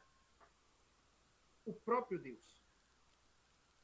Essa é a maior obra da graça divina, porque se a graça divina eleva a natureza humana, na encarnação de Cristo, a natureza humana que Cristo assumiu foi elevada à própria divindade. O próprio Deus é homem, se fez homem, e aquele homem que é Cristo é o próprio Deus.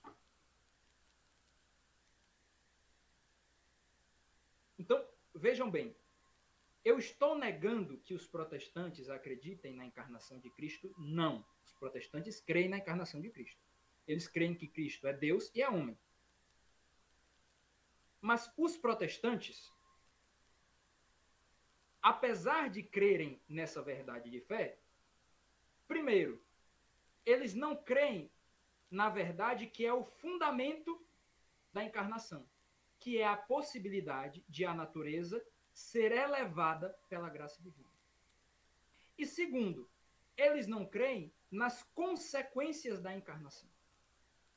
E nós vamos ver agora quais são essas consequências. Cristo se encarnou exatamente para mediar a relação entre a natureza e a graça. Ele é o único mediador entre Deus e os homens, porque é, ao mesmo tempo, Deus e homem. Unindo-se à natureza, unindo-se ao homem Jesus, ou seja, unindo-se à natureza humana de Jesus, os homens podem unir-se ao próprio Deus. Unidos a Deus, unido a Deus, o homem pode participar da natureza divina, como afirma São Pedro na sua segunda epístola, capítulo 1, versículo 4, como nós já lemos anteriormente. Unidos a Jesus, eu vou marcar aqui, só um instante. Unidos a Jesus, nos tornamos semelhantes a Ele, e por isso participamos da sua natureza divina, como eu já falei no início. A graça eleva a natureza humana para que o homem participe da natureza divina. E o apóstolo Paulo confirma isso na sua segunda epístola aos Coríntios, capítulo 3, versículo 18. Leiam comigo. Todos nós, porém, com o rosto descoberto, refletimos como um espelho a glória do Senhor. E, na mesma imagem, somos transformados de glória em glória pelo Espírito do Senhor. Ou seja, o que é que o Espírito Santo, o Espírito do Senhor, está operando na vida dos cristãos, na vida dos santos, que são aqueles que foram banhados, lavados pelo batismo. Ele está transformando os cristãos na imagem e semelhança de Cristo. Ele está nos fazendo sermos iguais a Cristo. E nos tornando iguais a Cristo, pela união entre nós e Cristo, ele nos faz participar da natureza divina. nós somos transformados de glória em glória na própria imagem do Senhor Jesus. Essa é a obra que o Espírito Santo realiza em nós. Quando nós nos unimos a Cristo, a natureza humana de Cristo e, portanto, também a divindade de Cristo, nós participamos também da sua missão e colaboramos para a salvação da humanidade. A obra da redenção foi realizada na natureza humana de Cristo. Veja, a obra da redenção foi realizada na natureza humana de Cristo. Para que Cristo redimisse a humanidade, não bastava que ele permanecesse no céu, sendo apenas Deus. Não, ele teve que vir a este mundo e se tornar um ser humano para nos redimir. Então, a obra da redenção foi realizada na natureza humana de Cristo e continua sendo realizada na nossa natureza humana unida à de Cristo. E isso é provado pelo que o apóstolo Paulo afirma na sua epístola aos Colossenses, capítulo 1, versículo 24. Agora regozijo-me nos meus sofrimentos por vós, e completo o que falta às tribulações de Cristo em minha carne, pelo seu corpo, que é a igreja.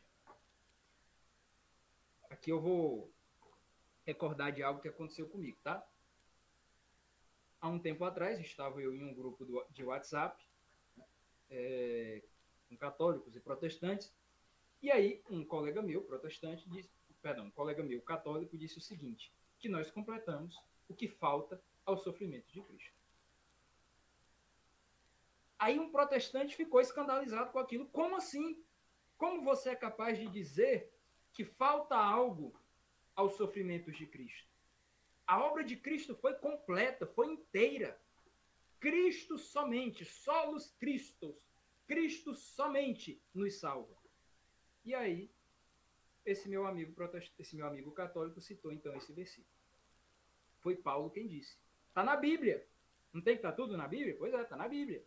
Agora regozijo-me nos meus sofrimentos por vós, e completo o que falta às tribulações, aos sofrimentos de Cristo, na minha própria carne, no meu corpo, pelo corpo, que é, pelo seu corpo, pelo corpo de Cristo, que é a igreja.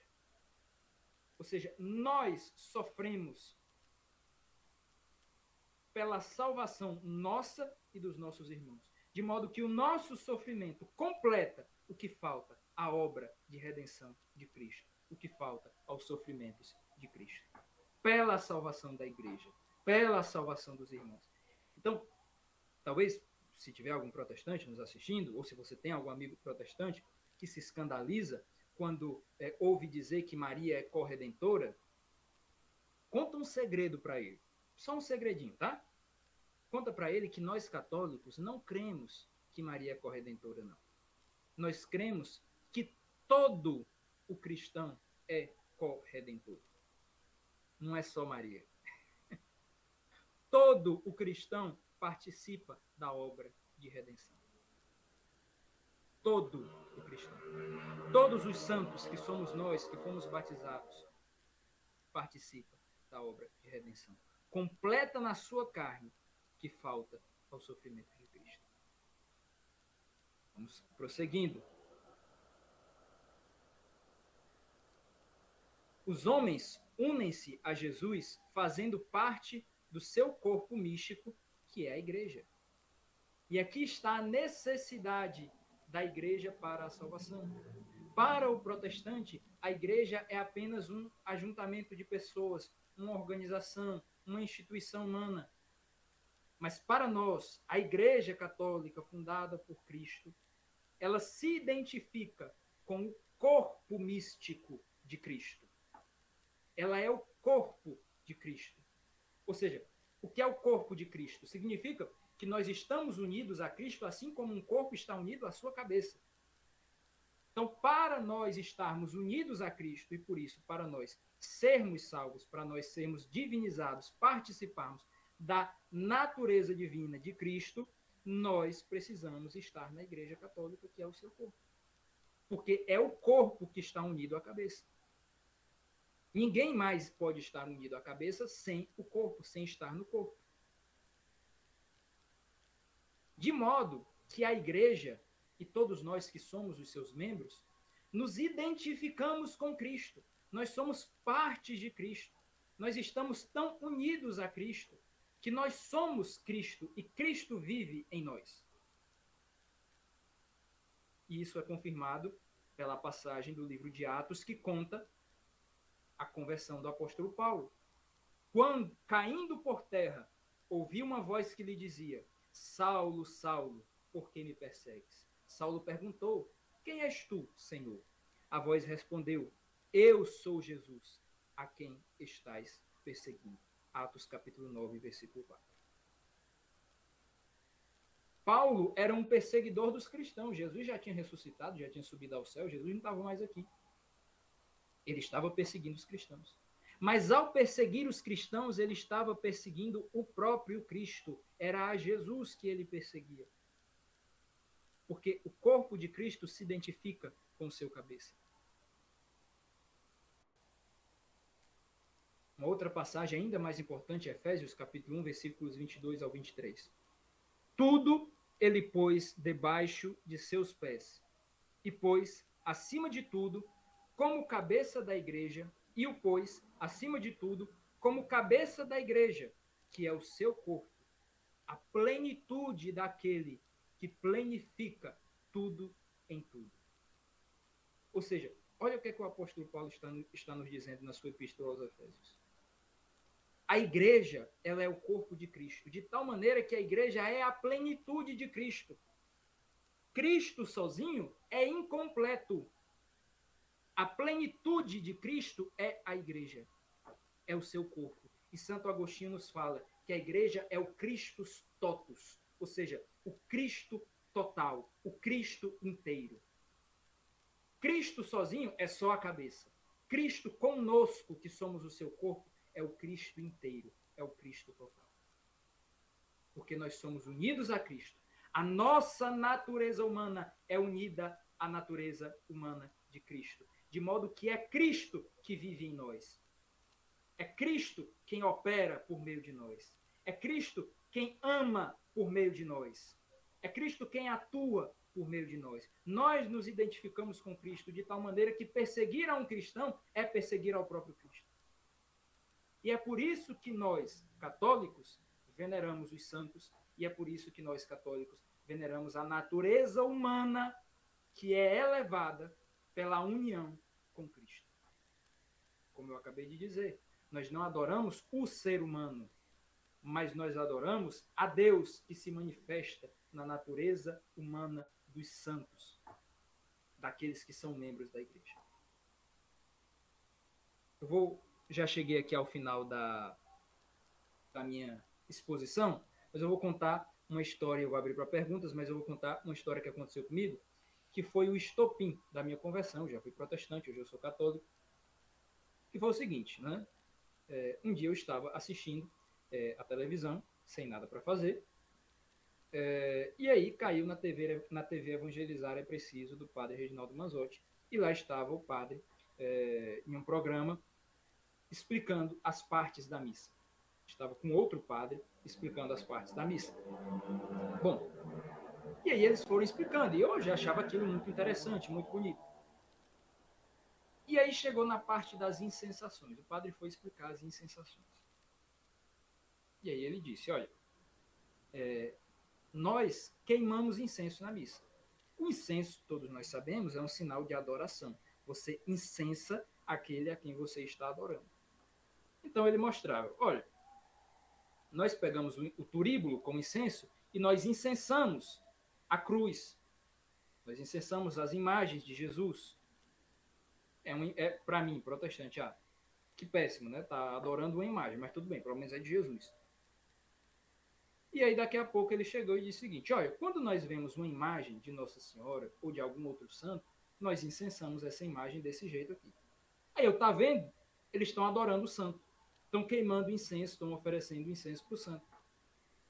E aí, daqui a pouco, ele dizia o seguinte, olha, e no final, o coroinha, o acólito, aquele que está auxiliando na missa, ele queima incenso, ele incensa o próprio padre. Eu fiquei, meu Deus do céu, ou seja, os católicos adoram o padre, adoram o sacerdote. E aí, no final, ele disse o seguinte, e isso me quebrou. Porque ele disse o seguinte, e terminado tudo isso, nós incensamos a assembleia, ou seja, os fiéis que estão reunidos ali na igreja. Nós incensamos a assembleia. E ele explicou por quê. Porque vocês são o povo de Deus e o corpo de Cristo. Então, Cristo está presente em vocês. E nós podemos incensar vocês, porque nós estamos oferecendo esse incenso não para vocês, mas para Cristo, que se manifesta e que atua e que está presente em vocês. Naquele momento, eu entendi como é que funciona. Naquele momento, eu rompi esse fosso que existe entre católicos e protestantes, porque eu entendi como funciona a mentalidade do católico, naquela época em que eu ainda era protestante. A natureza humana que está ali diante dos meus olhos, ela é um instrumento da natureza divina. Ela é um instrumento da graça de Deus. E é Cristo, é o próprio Deus quem está ali presente. Isso, se o protestante não entender isso, ele não vai conseguir entender o catolicismo. Então, enfim, resumindo, já falei muito, já são 8h50, perdão por me estender tanto, mas também nós começamos com atraso. Então agora, nesse momento, vocês podem abrir para perguntas e eu já posso também dar uma olhada, o Ted também, nas perguntas que já estão no YouTube. Lucas, enquanto o pessoal vai mandando outras perguntas, a gente já tem aqui uma do Paulo Rebelo. Ele pergunta, né, diante do fato de que as escrituras foram eleitas pelo protestantismo como única fonte de verdade, onde exatamente eles encontram a base para esse bloqueio, né? Aqui está quanto à postura, mas eu acho que é por conta do corretor, acho que seria quanto à Eucaristia, né? Aquele bloqueio que tu falou. Perfeito, perfeito. Não, veja bem, como eu disse, eles também alegam razões teológicas, né? Eles também distorcem, claro, a Sagrada Escritura para fazer parecer que quando Jesus diz isto é meu corpo, isto é meu sangue, isto não é o meu corpo, não é meu sangue, só representa. Mas, o que eu quis dizer é o seguinte, que a principal dificuldade, e é por isso que eu disse que é algo comportamental, porque não é racional, a principal dificuldade do protestante para com a Eucaristia é esse bloqueio comportamental, algo de natureza psicológica mesmo. Não estou querendo dizer que é algo patológico, tá? Não entenda assim. Eu estou querendo dizer apenas que é comportamental. Ou seja, essa dificuldade, como ele já tem essa mentalidade que o condiciona a ver a natureza como corrompida pelo pecado, tudo que é natural, tudo que é criado como corrompido pelo pecado, e que a graça de Deus atua sozinha. Então, quando ele vê a matéria do pão e do vinho na Eucaristia, ele tem dificuldade, por conta dessa mentalidade, de aceitar que ele tem que adorar a Cristo que está presente naquela matéria, naquela aparência de pão e de vinho. Então, essa dificuldade não é racional, ela é comportamental. É isso que eu quis dizer. Então, mesmo que você convença um protestante, ele sempre terá essa dificuldade. Entende? Por exemplo, na época que o ex-pastor, né, Eduardo Faria, se converteu, na verdade ele se converteu já está com uns 2 anos, mas recentemente ele fez a profissão de fé, né, lá na igreja, na Catedral de Juiz de Fora, em Minas Gerais, e teve um momento em que ele falou e agradeceu a Dom Gil, arcebispo de Juiz de Fora, e se ajoelhou diante de Dom Gil. E quando eu mostrei isso para um amigo meu protestante, ele disse o seguinte: cara, eu não consigo aceitar isso. E veja, ele não levantou nenhum argumento teológico, ele não disse, não é porque a Bíblia diz que é errado. Não, ele não argumentou, ele simplesmente disse, cara, eu tenho uma dificuldade, eu não consigo lidar com isso, com essa imagem, com essa cena de um homem se ajoelhando diante de um outro homem e dizer que isso é algo cristão. Ou seja, é um bloqueio comportamental antes de ser uma dificuldade teológica, racional, baseada na Bíblia. Foi isso que eu quis dizer.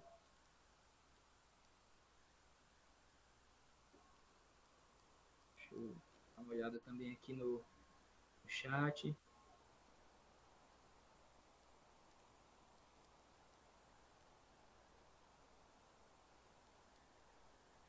Quem tiver mais alguma dúvida, pode ir mandando, tá, gente? Vendo aqui tudo desde o começo.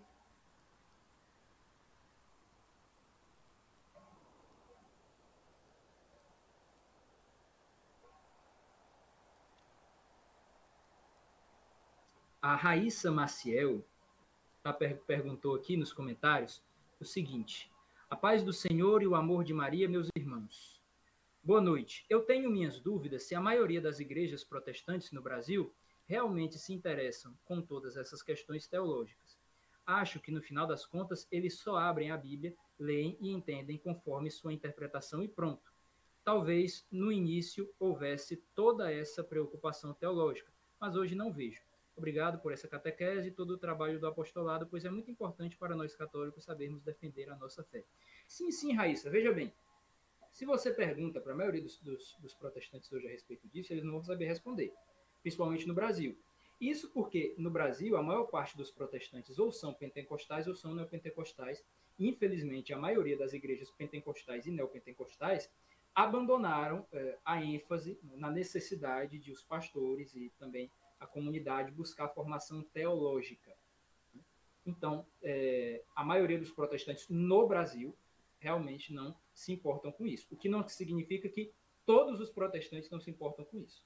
Tá? Isso é uma realidade do nosso país.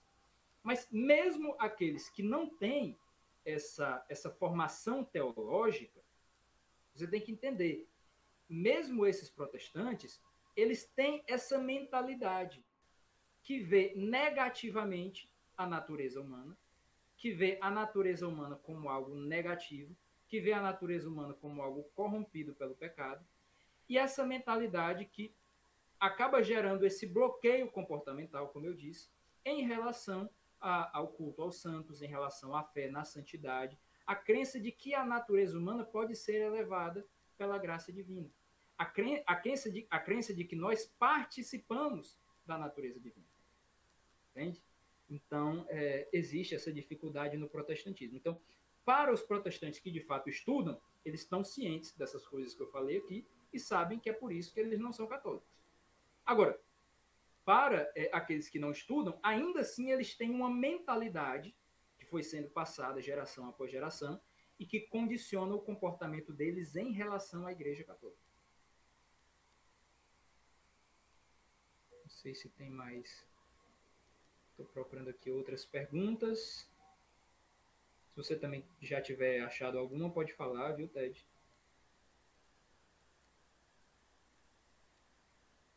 O Sávio Oliveira disse o seguinte: protestantismo no Brasil está preocupado com a idolatria das imagens no catolicismo. Sim, mas veja, a questão das imagens tem tudo a ver com o que eu falei até aqui sobre natureza e graça. Você sabe por quê? Deixa eu lhe explicar. A Bíblia proíbe fazer imagens. O Antigo Testamento proíbe fazer imagens. Sim ou não? Não proíbe. Porque no Antigo Testamento também há ordem para fazer imagens. Por exemplo, os anjos que Moisés mandou que se fizesse em cima da tampa da Arca da Aliança. Os anjos que depois, as estátuas, né, de dois querubins que o próprio rei Salomão construiu dentro do templo de Jerusalém. Então, as imagens, elas não são proibidas de um modo geral no Antigo Testamento. O que é proibido é fazer imagens, primeiro, de outros deuses, porque não existem outros deuses, só existe um único Deus, e é proibido fazer imagens do único Deus. No Antigo Testamento é proibido. Por quê? A razão é dita no livro do Deuteronômio, quando Deus diz a Moisés que ele não deve fazer imagens porque ele não viu um corpo em Deus. Ele não viu uma forma em Deus. No livro de Deuteronômio, Deus lembra Moisés do dia em que ele desceu, né, e se manifestou no Monte Sinai, e ele diz: olha, Moisés, você não viu, quando eu me manifestei lá no Monte Sinai, você não viu em mim um corpo, você não viu em mim uma imagem. Então, eu não tenho uma imagem, eu não tenho um corpo para você retratar em uma imagem, em uma estátua, em um ícone. Não é? então você não pode fazer imagens de mim. Porém, na nova aliança, Deus assumiu um corpo.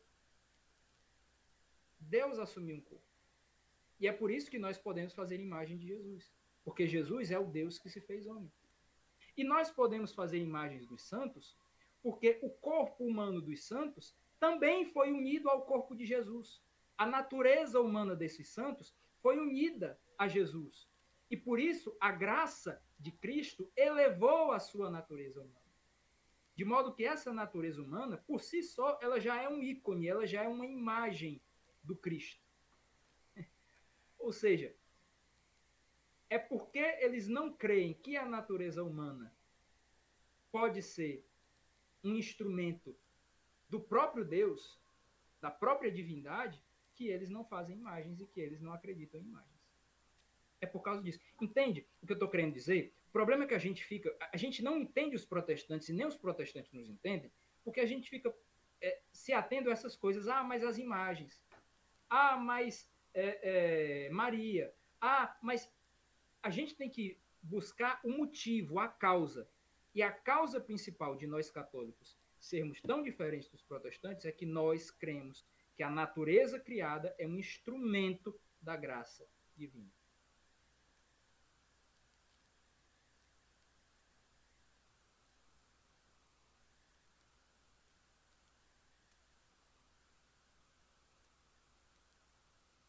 Até agora, pelo que eu estou vendo, não surgiu mais nenhuma outra pergunta. Né? Bom, como a gente já teve um tempo, aí já deu para passar o delay e todo mundo fazer as perguntas, eu acho que nós podemos então encerrar, né? São 9 horas já, eu acho que já está mais do que na hora. Embora tenhamos começado com atraso, como eu já disse.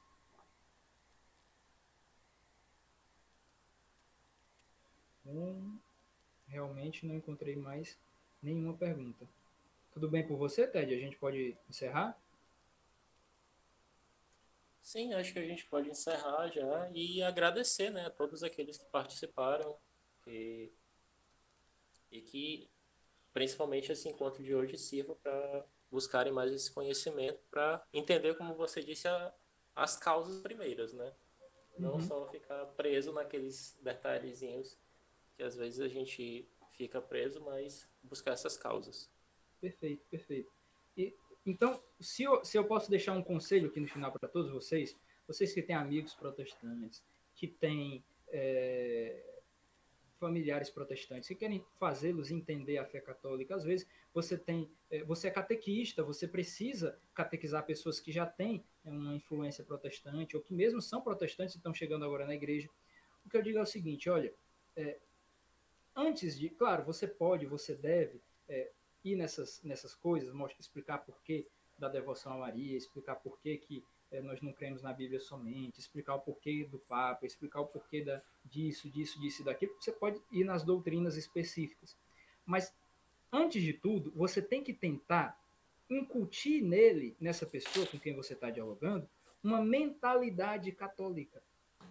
Ou seja, uma mentalidade que vê a natureza criada, principalmente a natureza humana, como instrumento da graça divina. Deus se manifesta no humano.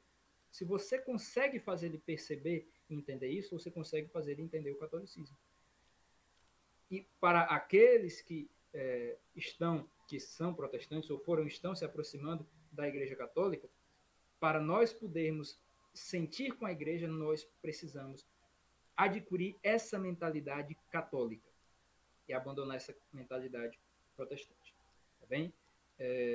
Bom, nós podemos encerrar agora.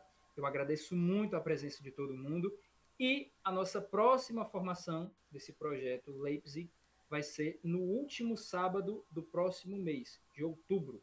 Quando estiver chegando mais perto, nós vamos começar a compartilhar já nas redes sociais do apostolado. E o tema dessa próxima formação será Sola Escritura. Por que o católico não crê na Bíblia somente? Como o católico conhece as verdades a respeito de Deus? E Quem irá ministrar essa formação? Não serei eu. Vocês não irão me aguentar por mais de 2 horas. Quem irá ministrar essa formação será o Eduardo Faria, né? Que vocês devem conhecer. Ele já está há um bom tempo na Igreja Católica, mas recentemente ele começou a falar mais sobre o seu processo de conversão. Ele foi pastor presbiteriano e ele faz parte do nosso apostolado, Cardeal Newman, e é ele quem estará ministrando essa formação sobre sola escritura. Então, todos vocês, desde já, estão convidados a participar. Bem? Então, acho que nós podemos rezar, não é? Para encerrar, agradecendo a Deus por esse nosso encontro de hoje. Em nome do Pai, do Filho e do Espírito Santo. Nós vos damos graças, Senhor, Pai Santo, por este momento de formação, de aprendizagem, pela Tua graça, que se apropria da nossa natureza, que instrumentaliza, que se manifesta na nossa natureza e nos ajuda a conhecer mais já nessa vida a respeito de Ti. Nós te agradecemos, te pedimos que Tu estejas sempre conosco. Te pedimos pela unidade da Igreja, com a intercessão de São John Henry Newman, nosso padroeiro, com a intercessão de Santa Teresinha, de quem nós estamos celebrando a novena, e que é a Santa das Conversões, e pela intercessão de Nossa Senhora de Guadalupe. Amém. Nós te agradecemos, Senhor. Tudo isso nós te pedimos por Jesus Cristo, vosso Filho e Senhor nosso. Amém. Em nome do Pai, do Filho e do Espírito Santo. Amém. Então, é isso, né? Agradeço a quem teve a paciência de estar conosco, de ficar conosco até aqui, e nós ficamos por aqui.